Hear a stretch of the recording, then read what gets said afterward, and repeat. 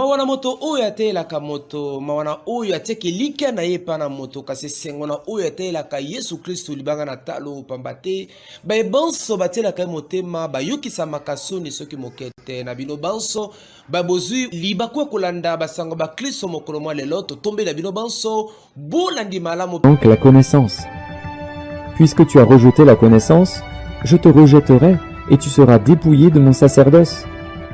Tembe sili autaki bongo kopona ma meke na bayimboka pote akoba kosala mosala monene e azali kosala ezali bongo mwana mboka Félix Antoine Tshisekedi Tshilombo o bayimboka baponaki meke penza mpo ete ye bandimie na lolingela ya kosala akoba kosala mosala na ntina yena esengo ezalaki makasi bipai na bipai ndenge bozali komona na bilili bolanda.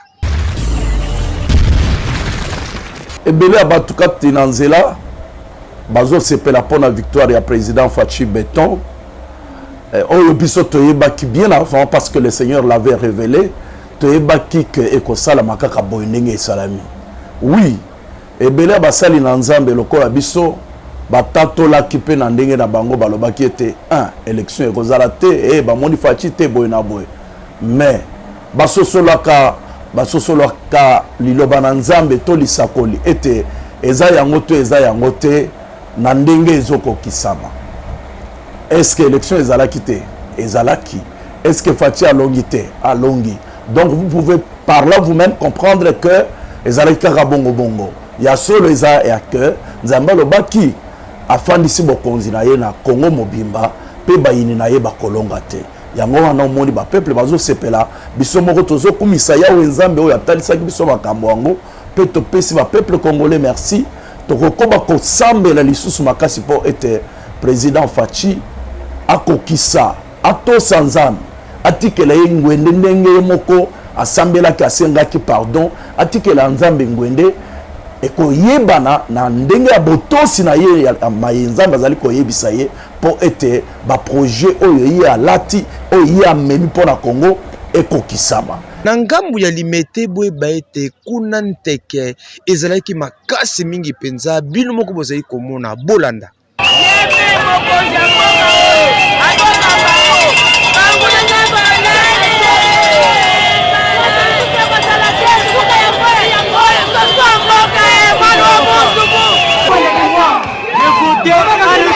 Jamais.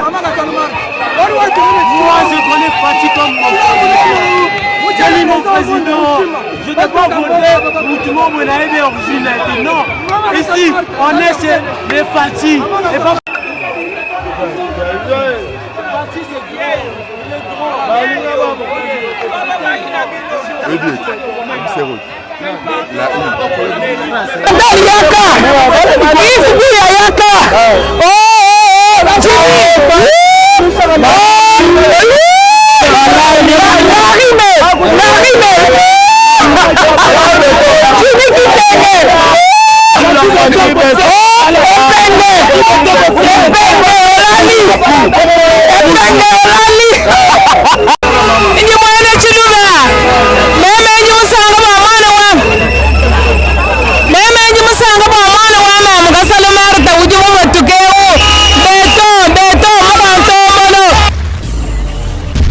Bandiko etunga na nzambe ile toma di Kristo na bokambami ya moto na nzambe piangulu bango basanganaki na lumingo ya mbo ya mvula eye na etunga na bango na ntina na kupambo na nkolo na oyo nyonso asaleli bango na mvula ili kiba na nzambe baiki meke kutalisa bolingo na bango ipai na tata mote ya mokolo zaki bongo mombo na nkolo piangulu oyo na malakisi pe na maroba maye atalisaki ete mvula oyo nzambe akani kosali bota na ye bulamu pe nzambe alingi afuta baebanso basalelaka ye na bo elongo bani toyoka ye topesi libota na nzambe bino bandeko baye ozali kolanda biso na mosika message ya ntongo ya lelo dimanche 7 janvier 2024 elobi ete le chrétien et sa récompense en Christ. Le chrétien et sa récompense en Christ. Les amis, message oyo toteli lelo mpona kotalisa ete mbula oyo ya 2024 mobimba ezali mbula ya récompense, mbula oyo Yawe Nzambe azali kofuta bamoko mpe bamosusu bayebaki kosalela ye mosala. Oyebaki kosalela Nzambe mosala, Yawe Nzambe alakaki yo nini? Alakaki yo lobiko, alakaki yo kokangolama, alakaki yo mobembo mosala libala kobota soki nini oyo Yawe Nzambe alakaki na yo ikampiko mbula oyo oza na ntina ya kosimba yango. Me esengeli oyeba nzela oyo Yawe Nzambe abombeli bato lokola eloko ya sika oyo asaleli bango. Nzela ezali Yesu Kristo, ndenge moko ye moko atatoli ete je suis le chemin, la vérité et la vie. Donc ceux qui ont landeli nzela oyo ezali Yesu Kristo oyo tobengi lisusu ete parole de Dieu selon Apocalypse chapitre 9 verset 13. okomona ete kati na nzela oyo okoyeba kobunga te ya yo nyonso oyo nkolo alakaki okosimba yango na maboko yango. totambola kati na Yesu, tosalela liloba na Nzambe, tokobika maye nyonso Yawe Nzambe alakaki biso, tokosimba yango, tokomona yango kokokisama. Me tomoni mbutu na Kinshasa agitation pamba te bayebi koanile élection ya bato mosusu, bandeko mosusu ya mibali pe ya basi bao bazalaki bakandida na députation tant nationale que provinciale, basiliki mpona bakombo na bango oyo seni abimisi ete bayebaki koyiba, bayebaki kobebisa biloko ya mosala, badeplasaki bamashine. Soki osali mabe te, kanda ya nini? Soki ezali erreur matérielle, kende osimba omona bango moko bato ya seni to kende na justice, bakoyeba kozongisa yo na droit na yo kosilika te. Seni asali nde mosala na ye, topesi seni longonya po biso nyonso toyebi ete utakala bamiyibi bazalaka. Soki yo oza moyibi te kosilika te, me bamiyibi bino bosilika te, bozwi nde récompense ya mosala oyo bino bosalaka na molili, bobebisaka komisaka bato ya lokumu, nzoka nde bozalaka na bino bato ya lokumu te. Alors lokola changement ezokota, papa Kadima seni mobimba bopambolama mobulu ezala te. Yo congolais biso nyonso tondima mosala oyo ezali kosalama na ekolo kime na mitema moko na moko afutama, olona mabe obuka mabe, olona bolamu obuka bolamu, tokei liboso bopambolami.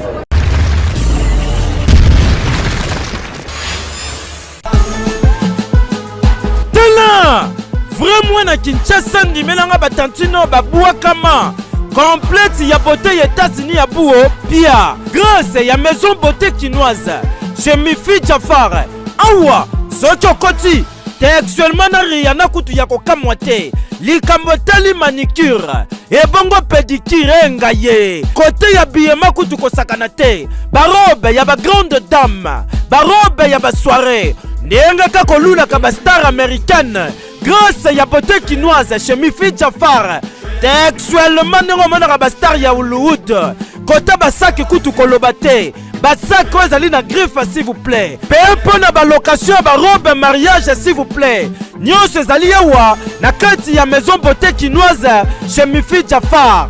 Batantini ya Kinshasa lelo oyo beauté chinoise eye kolongola complexe ebongo kota bachaussure ngaye tena oyo ebongo yo kuna nyonso bozali komona ya kosamba te ezali ya qualité supérieure oyo uti bongo na États-Unis d'Amérique olati ndengo kotaki na ndengo bimi batu batuni yo mama outi wapi po nyonso uti États-Unis d'Amérique otuni ngai prix ndeko ezali ya kosamba te na prix abordable na mbongo ya muke obongisi manzaka obongisi pote ebongo kota ba perike ngaye oyo ezali na temps s'il vous plaît lokola ya ba couleur bino batu bolingaka nyonso bokozango awa na maison beauté chinoise chez Mifi Jafar. Otuninga adresse ezali place kobunga te na prince Kasavubu avance ya imika. Tozoteka bilamba, tozoteka basak ya marque, toza na biloko ya make-up, vraiment toza na nyonso et bao baoya baozala desite na beauté quinoise. Ba mama ya Kinshasa, ba jeune fille ya Congo mobimba, donc bomoni présence na nga awa eza pour la kosunga bino boyebi kaka biso tokendaka États-Unis yango toinvitaki mpe madame aya na biloko na bango ya États-Unis awa na kati ya Kinshasa po asunga ba jeune fille na makambo oyo etali beauté. Donc ndenge boti bolanda beauté quinoise na États-Unis kuna ezalaka beauté américaine mais surtout nango awa beauté quinoise. Bokanisi esili tete réduction ya 50% mobimba pona likambo etali manicure, pédicure, plaquage ya manzaka, vernis pena coiffure. Ah, mama Mifi Jafar, merci na yo po États-Unis ekiti na Kinshasa complexe abuo pia. Heke yo.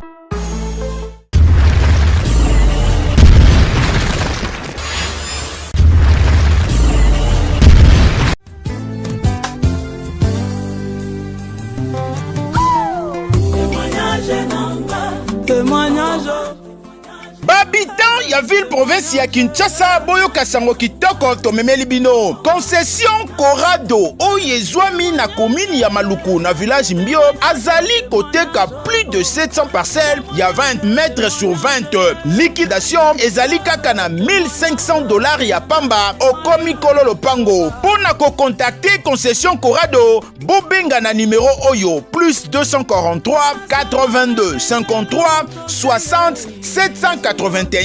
Tolobi bien na $1500 ya pamba lokola liquidation ozui lopango na yo ya 20 mètres sur 20 na kati ya Concession Corrado oyezwami bongo na village Mbio toza na commune ya Maluku.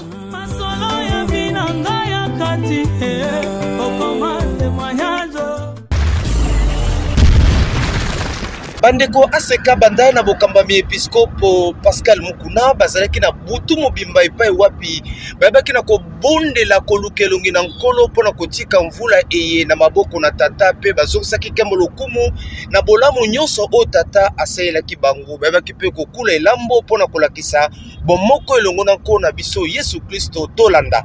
Merci beaucoup pour l'opportunité pour s'exprimer à l'occasion de cette scène. La différence qui existe entre la Sainte Seine et la Pâque. Pâque est allée dans l'ancienne alliance.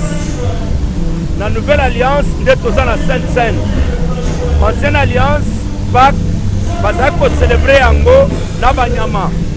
Et pour bien dire, Pâque est banni dans l'Égypte pour la toute première fois. Pour célébrer Pâque, nous allons dans l'Égypte. Samba ebisi Moïse na batiple oyo abetaki nango Pharaon pour la délivrance des enfants d'Israël. Asalaki kona 10e blé et organisaki makambo ya Pâques. Aebisi bango koko immolé soit un agneau, soit un chevreau. Kokolia koko appliquer makila ya agneau bien un chevreau likolo bandaku na bino. De telle sorte que tango na koleka na butu mpona kokape Egypte na komona makila bino maloro ekomi na bino te.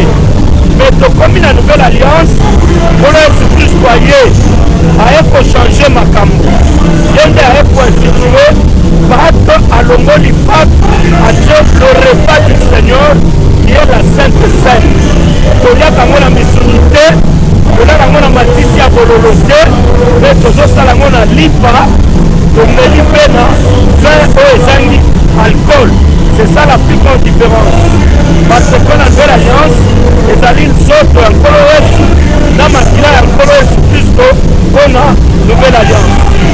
C'est une journée tellement importante et capitale pour un frère chrétien. Parce qu'un chrétien qui ne mange pas la Sainte Seine n'accomplit pas la parole de Dieu, parce que Christ, avant son départ, il a dit: faites ceci toutes les fois que vous réalisez en mémoire de moi. Donc quand je célèbre la Sainte Seine, je pense à la mort et à la résurrection. J'ai accompli la parole de Dieu. Je ne fête pas la Pâque, je ne célèbre pas la Pâque, mais la Sainte Seine, qui est une délivrance pour la vie chrétienne. Donc pour moi, je pense qu'en le faisant, j'ouvre la porte à la bénédiction dans ma vie et pourquoi pas pour mon ministère aussi. Donc c'est pour moi une grande soirée pour laquelle je peux dire que l'Éternel vient de bénir toute l'année 2024 pour moi, ma famille ainsi que mon église et mon ministère. Quelle est la différence entre Pâques et Sainte-Seine? La Pâque était beaucoup plus réservée pour les Juifs. Pour eux, c'était un passage de quitter l'Égypte, l'esclavagisme à la liberté vers Canaan. Mais la Sainte Seine, c'est une célébration que Christ a laissée pour l'Église, pour la délivrance de l'Église, pour les amener à la vraie vie chrétienne. Merci. Pour nous, c'est une fête.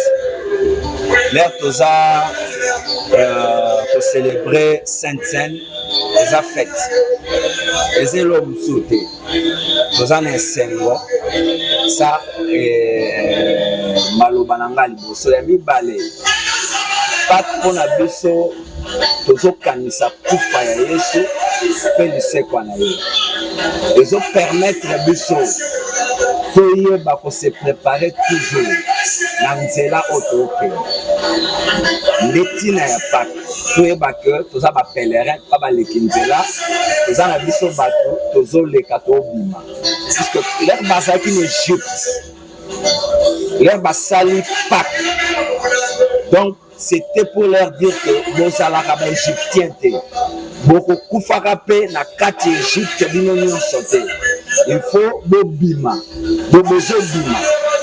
Letina ya Pâques et ça là que babima ya ngwana. Et puis il y a mibale Pâques ezalaki elembo ya kolakisa bokasi na Nzambe face il y a un monde entier, physiquement comme spirituellement.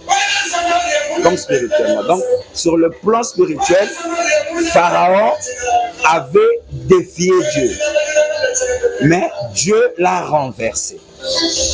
Donc, ce qui veut dire, aujourd'hui, nous pouvons dire les diables.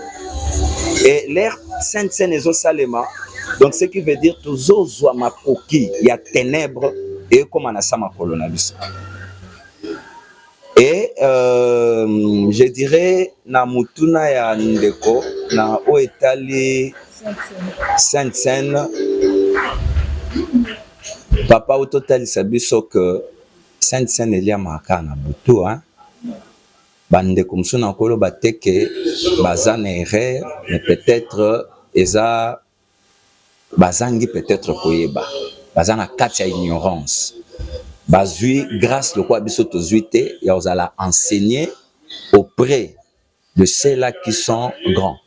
Ceux-là qui sont grands. Donc, en soi, na koyo koloba que enseignement oyo ekote la bangope ba emboîter les pas pour dire que Sainte-Seine est à la normalement célébrée d'après le modèle oyo Nzambe apeseli yango. Pourquoi Yesu moko aoli yango na moïte? Il devait faire ça pendant la journée.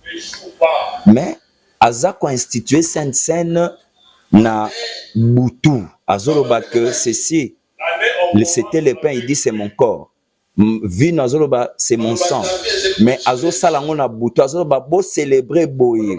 Botika lo salango pona ko kanisa toujours kufananga pelise kwa nangai. Donc c'est la nuit. Bande comme souba emboîter les pas, ce n'est pas mal. Mon peuple meurt faute de quoi? De connaissance. Donc il faut connaissance et bakisama. Donc continuer. Ezali kambo ko dutete, ezali kambo tangi. Toza ba intellectuel. Pour tout quoi, il y a Sainte-Seine fallait qu'on a baptême. Faut les faire baptême ou qu'on y a Sainte-Seine pour dire que pour y a Sainte-Seine faut amuto botami asika. Donc il y a des choses eza réservées quand na bato ba botami asika. Donc mon Nicodème zamba je bisaye makambo lingi pour vivre ngo faut botama asika. Ya mon bazolo ba tout le monde il y a pas plus grand que Jean-Baptiste sauf celui qui est né de nouveau. Donc ça dit il y a des choses eza réservées quand pour na bato yo babotami ya sika. Donc c'est-à-dire okoki kolia nzoto ya nkolo te so botami sika. Donc c'est-à-dire alors ozolia eloko yo eza destiné na yo te. Donc Sainte Seine c'est pour les chrétiens baptisés. Et Sainte Seine baliaka ngoka na butu. Balia ngo jamais na moi. Somo balia Sainte Seine na moi. C'est que bana connaissance à part. Depuis le jour là-bas, mon peuple périt par faute de connaissance. Donc Sainte Seine en d'autres termes, eza délivrance. Sainte Seine en d'autres termes, nzamba zo la sabiso, ce qui a été fait par Moïse, mais il y a yepo à accomplir en nzoto parce qu'il avait compris que Niama, oui certes, Abimisa on a Israël, mais il n'a pas donné la délivrance réelle. La personne qui a donné la délivrance réelle, on dit tant Isaac Baliba Bomaye, ce n'était pas important parce que Makila Isaac est sauvé mon côté. Il fallait Yezoya. Ami sala mutu ami pesa pour batubali ababika. Donc c'est la Sainte Seine c'est la délivrance totale. Il y a vraiment sur la croix tangazo kufa que le message est accompli makamna ce qu'on kisami avant kufa zo le batu est accompli. C'était pour la première fois mutazo kufa mais tangazo kufa gloire aux autres banakati. Tout le monde a ngote na ta faiblesse mutazo gagner. Et ça la maka pas Jésus parce que l'état le plus faible à mutu est liwa. Mais nakati aliwa ya bimisa gloire. Donc pour dire que Sainte Seine pour nabiso eza célébration, eza makambe dans le journal lelo pour nous ça représente la délivrance. So moni nazaki te nazana à Paris mais na esprit. Na ko raté nyonso, mais na ko raté Sainte Seine parce que yango ndezo préparer année na yo. Donc cela dit pour moi eza journée moko chrétien ko raté nyonso moko raté. Parce que mutu nyonso ala ka ndoto ya Yesu. Tant ndoto ya Yesu sangana yo. Tumbo zo ko bunda te, o bunda avec facilité. Donc là on a kolo bangwana donc pour nous Sainte Seine ya célébration. Amen. Réunion na biso ya lelo ya grande région ecclésiastique à Kinshasa. Je crois à la première plénière na biso oyo na Nosaki. D'abord na pesi merci na basali ya Nzambe nyonso o ba se disposaki je crois bino monaki mais l'église là qui vraiment à moitié plein. Et Zalaki d'abord pour communiquer la situation actuelle de l'église parce que Batoumini Bazana a incompréhension sur ce qui se passe. L'église porte très bien et Zalaki pour que nous avons sous la leadership, nous sommes sous la leadership de l'archevêque président Ejibaya Mampia. Donc il n'y a pas de question de l'RC, il n'y a qu'un seul RC. Oyo bazo continue qu'on s'entête, qu'on s'apprend en charge, na ndenge bazali komela makambo. To bengi si basali nzambe nyonso baya ko s'aligner na leadership oyo ezali lelo na mutu ya RC na archevêque Ejibaya Mampia et na kati ya ville province à Kinshasa na évangéliste Guy Daniel Tassa comme les régionales. Yami Balé. Question Yami Balé zalaki ko préparer investiture ya mokonzi ya mboka. Oyo ezali ko salema samedi oyo na palais na kati ya stade de martyrs. To bengisi ba chrétien nyonso, ba sali ya Nzambe nyonso, ba église nyonso ya réveil. Église nyonso ya réveil. Il faisait na stade de martyrs. Na local numéro 15, 14 P13. Local wana ndeza local eza réservé na église de réveil du Congo. Biso nyonso église de réveil. Ceux qui ont zali membre l'église de réveil à Congo, vous allez pasteur, l'église de réveil à Congo, donc vous allez biso sur le stade, na investiture ya mokonzi mboka parce que le sambo ko salema, prière ko salema. Et donc c'est per ici biso mokonzi mboka lobi investiture na ye atiki ngona maboko nzambe. Alors église ya zali ko compter, ezali église de réveil. Yango na ngai mokonzi ya ville ya Kinshasa, nazali ko yebisa ba pasteur nyonso, bana nzambe nyonso. Église ya réveil. Donc aux arabiso na kati ya stade de martyrs samedi à partir à 8h pour accompagner investiture ya mokonzi ya mboka pour na 5 ans ya mandat na ye ozali ko sala. Tala mokonzi ya lobi aligné investiture na ye ezana accompagner na ba prière. Soko za mbola nzambe ya solo za pasteur ya solo olobi ke okoyate ekokamisa biso po yebi bosengami tozana ngona kati ya mboka pe nini otolingi mboka na biso ezala lobi. Ya suka nazali koyebisa basali ya Nzambe nyonso bo rejoindre bateau oyo bo rejoindre train oyo bo rejoindre peuple oyo parce que ngonga ekoki ba innovation makambo ya malamu ezali koya pona église à réveil yango wana lelo to kabolaki plénière na biso na 6 thématiques juridique, thématique femme et famille, thématique sociale, thématique financière. Pour nous tous les thématiques wana ezali pour toujours préparer état généraux ya région ecclésiastique ya ville ya Kinshasa kosenga na expertise ya ba expert comment on peut organiser notre église. Église ezongi sima, église dans l'hôpital te, église dans le bâtiment ya malamu te, église ezali na bâtiment administratif te, église ba cas social ba pasteur eza déplorable, ba cas insécurité ba pasteur eza déplorable. C'est pour cela na mandat na biso to senga franche collaboration na gouverneur ya ville ya Kinshasa, na assemblée provinciale ya ville ya Kinshasa, na inspecteur provincial ya police ya ville ya Kinshasa, pe mokonzi ya ANER, ba service de sécurité ya ville ya Kinshasa. Pe nazo sala manœuvre, démarche moko ya ko contacter les ba confessions religieuses oyo eza na ville ya Kinshasa. Oyo eza ko kamama na ba provinciaux ya kimbangiste, ya musulman, ya orthodoxe, ya armée du Sali, ya protestant, ya catholique, total église indépendance, total ensemble na ba liloba parce que bango pe ba koti la kati ya conférence na kati ya sime, total ensemble nengeni to ko coordonner ba action pour na ko contribuer na épanouissement ya mboka na biso pe ko contribuer na épanouissement ya ba église locale na biso ya ville province ya Kinshasa. Et c'est ça, bon, on a ba réunion et ba no salema entre biso na bango. Voilà et loko oyo to sagisaki bande konyoso lelo. Étant la dimension de mon héritage, de Malakisi Oyo, Mosakoli, Gary Kenge, Mokamel Sangana Nzambe, les ambassadeurs pour Christ APC na Mokuse, Abaki Bongo, Kole Sab, les Botan en Kolo, ya Itonga et Yazali Mobate Limpate, na Komboya, les ambassadeurs pour Christ Topé, APC na Mokuse, Tona na Bongo, Mote ya Mokolo, Motranzambe, Gary Kenge.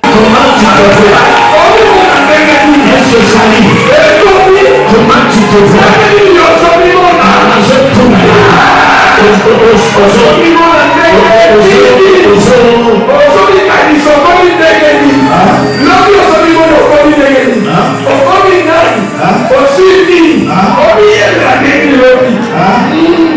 Donc 2024, il est là. Est-ce que 2024, il est là. Il est là. Maman, au niveau d'intérêt, au seul canisa, à quoi tu prends? Que tu seras toujours la même personne.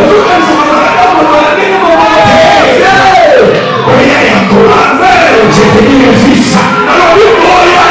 Je t'attends pas. Je te dis le fils. Je te dis le fils.